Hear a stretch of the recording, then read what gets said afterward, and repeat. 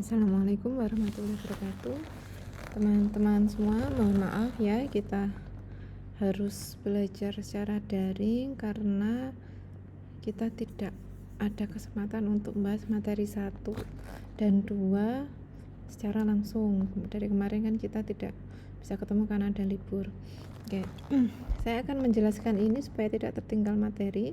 Materi 1 tentang pengantar ilmu data. Kenapa kita harus belajar tentang ilmu data? Oke.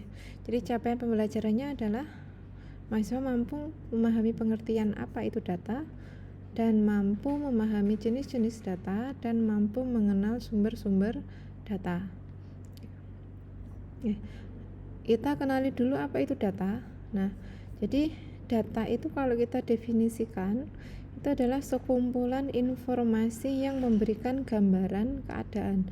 Jadi kalau kita tahu informasi, kita tahu sebuah informasi pasti akan ada data dukungnya. Misalnya hari ini, informasi hari ini adalah hari ini cerah gitu ya. Jadi pasti ada data dukung berupa kelembapan, kemudian curah hujan atau apa seperti itu. Jadi data harus informasi harus didukung dengan data gitu ya. Kenapa kita harus belajar ilmu data? Nah, jadi semua kehidupan di saat ini itu pasti punya data untuk diolah. Misalnya ini coba saya tampilkan nih. Ada data COVID. Nah, ini misalnya di tahun 2022. Di sini ada keterangan COVID sedang naik gitu misalnya. Apa data dukungnya? Oh, ternyata data yang terkonfirmasi lebih besar daripada yang sembuh. Atau ada sebuah informasi COVID sudah mulai menurun. Nah, berarti data dukungnya adalah data yang sembuh lebih banyak dari data yang terkonfirmasi, seperti itu. Nah, tahu tentang saham gitu, saham sedang turun gitu. Dilihat dari mana? Oh, ternyata harga hari ini itu lebih rendah dari harga yang kemarin, gitu kira-kira. Misalnya juga data saintis, seorang karyawan pegawai di bagian pengolahan data di Tokopedia, dia harus bisa menentukan kira-kira kategori apa yang paling laris di Tokopedia. Dia bisa mengucapkan ini rumah tangga, kategori rumah tangga. Dari mana? Oh, ternyata ada 99 juta pengeluaran gitu. Dan lain sebagainya gitu ya. Nah, ini juga contoh di parpol gitu, ternyata elektabilitas tertinggi di sini. Jadi itu ya, semuanya sekarang harus didukung oleh data. Karena itu kenapa kita harus belajar tentang ilmu data. Nah, jenis-jenis data bisa kita bagi jadi 4 kategori berdasarkan sifat, cara perolehannya, waktu, dan skala. Oke. Kalau sifat ada 2, yaitu kualitatif dan kuantitatif. Oke. Data kualitatif itu adalah data yang tidak bisa dinyatakan dalam bilangan. Ini mudah sekali dikenali ya.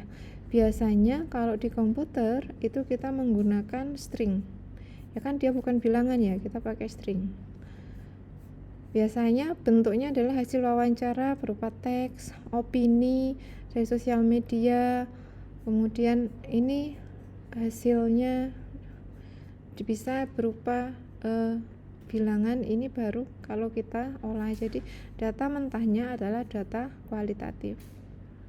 Sebaliknya kalau data kuantitatif itu adalah data yang berbentuk bilangan. Pokok ada bilangannya, itu pasti data kuantitatif. Data kuantitatif bisa dibagi menjadi 2, diskrit dan kontinu. Diskrit itu adalah bilangan bulat dan kontinu adalah bilangan real. Nah, dalam komputer biasanya diskrit disimpan dalam integer dan kontinu disimpan dalam double atau float. Kayak gini ya. Ini jumlah penduduk, itu contoh data integer. Kalau persentase ini contoh data double. Nah, jadi mudah sekali membedakan. Kalau kualitatif itu bentuknya pasti teks. Data kualitatif bisa juga diubah jadi kuantitatif seperti yang di kanan ini. Kita bisa mengkategorikan netral 8%, negatif 9%, 6%, dan seterusnya. Selanjutnya ada data primer. Kalau cara pemerolehannya ya, ada data primer. Itu adalah data yang didapatkan secara langsung. Misalnya dari wawancara, dari survei, dari kuesioner. Nah, ini adalah data primer. Sebaliknya, cara perolehan yang kedua ada data sekunder. Pokoknya kalau primer itu secara langsung, kalau data yang sekunder itu tidak secara langsung. Ini tipe ya. Jadi kalau kita ambil data dari buku, dari jurnal, dari data source kayak gini, itu berarti data sekunder. Kemudian ada kategori lain yaitu secara runtut atau tidak, ada data section dan ada data series. Jadi waktu pengumpulannya kalau section itu sama, jadi sekali mengambil. Jadi ketika tahun 2013 diambil di akhir gitu ya, ternyata ada nilai 20 juta, 23 dan perempuan. Kemudian di tahun 2014 didapat seperti ini. Data penjualan misalnya tidak terikat dengan waktu. Sebaliknya ada data series yang ini sangat tergantung dengan waktu. Bisa diamati kalau sumbu X-nya itu waktu, sumbu X-nya waktu, pasti itu data time series seperti ini. Kalau ini kan tidak ya. Kalaupun nanti waktu, dia akan berubah discrete. Nah, kalau ini sangat terhubung seperti itu. Nah, kemudian dalam kategori selanjutnya ada data nominal. Data nominal itu sebenarnya kalau dari bentuk data kuantitatif seperti ini data nominal, menunjukkan jumlah, frekuensi, koefisien atau modus. Nah, kalau data ordinal itu biasanya kita bentuk secara urutan. Misalnya A itu artinya sangat baik, B baik, C cukup, D kurang. Nah, jadi ordinal itu artinya urutan. Jadi bisa diingat-ingat kalau ordinal mesti ada tingkatan. Kemudian ada lagi data interval. Nah, kalau interval pasti ada urutan bertingkat, tetapi dia punya batas bawah dan batas atas.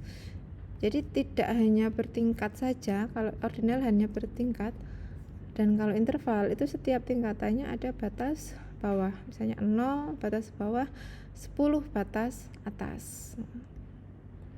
Kemudian ada lagi data rasio. Data rasio ini adalah data yang bisa diperoleh dengan mengukur kelompok tertentu. Jadi data rasio itu yang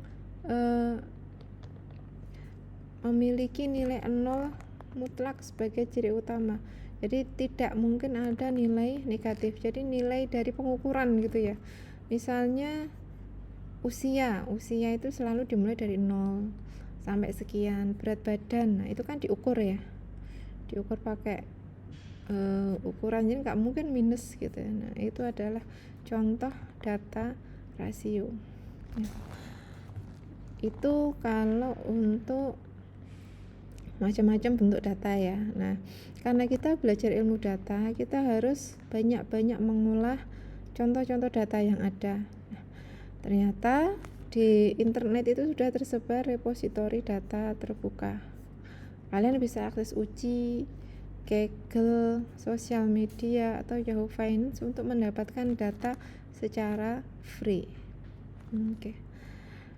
Nah, jadi harusnya kalian sudah mulai belajar nyari dataset dari sumber bebas, kemudian identifikasi data-data itu berdasarkan sifat, cara peroleh, waktu, dan skala. Jadi misalnya kalian dapat data ya, data, kemudian kalian lihat itu sifatnya masuk kuantitatif apa kualitatif, cara perolehnya masuk primer apa sekunder, waktu section apa series, dan skala itu tadi ordinal atau rasio atau seperti apa gitu kira-kira. Nah, itu pengantar dari saya. Nanti kita lanjutkan dengan mengambil mengambil data dan kita identifikasi bersama-sama.